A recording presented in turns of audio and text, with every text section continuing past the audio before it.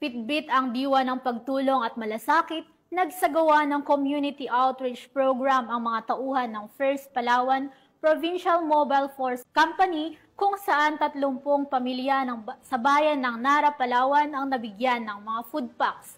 Ang report mula kay Patcholuman, Eloisa Beredo. Umabot sa 30 pamilya mula sa Purok Matatag, Barangay Panacan 2 ang nakatanggap ng food packs mula sa isinagawang community outreach program ng First Palawan Provincial Mobile Force Company noong ika-1 ng Hulyo taong kasalukuyan.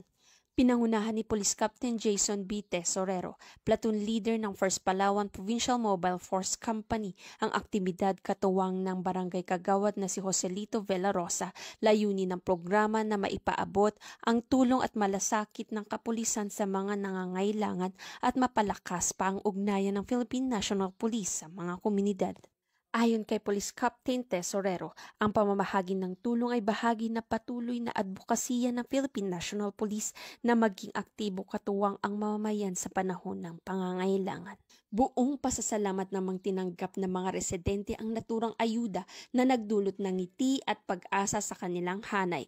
Ayon sa ilang benepisyaryo, ang tulong ay isang malaking ginhawa sa kanilang araw-araw na pamumuhay. Ang pahayag ng isang miyembro ng First Palawan Provincial Mobile Force Company, ang tunay na kagalakan na pagbibigay ay hindi nasusukat sa halaga na naipamahagi kundi sa mga ngiting na ibibigay at init ng malasakit at naipaparamdam.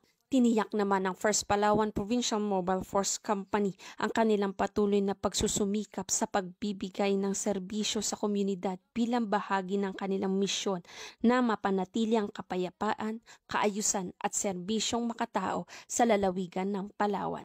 Mula dito sa Calapan City, Oriental Mindoro, ako ang iyong PNN Correspondent Patrolwoman Eloisa Joy V. Beredo, alagad ng batas, taga-taguyod ng Balitang Pulis.